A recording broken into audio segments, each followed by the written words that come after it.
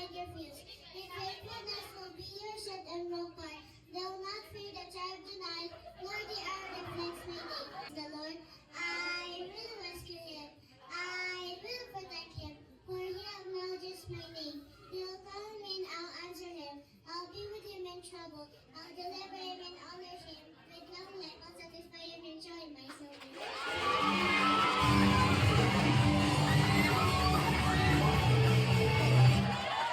Saan yung tatay nito? Sir, please explain. Okay. Dahil binigyan niya kami, ilang verses yun? 1 to 16?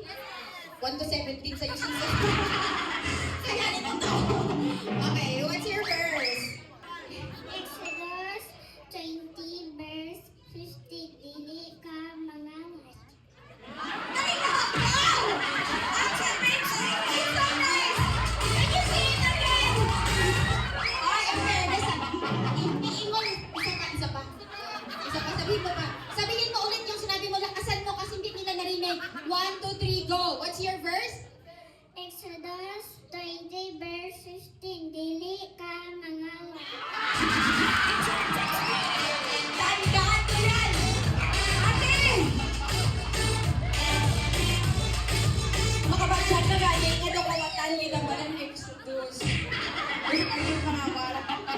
Pinakunmaan ako sa mga verses sa mga bata. Hello!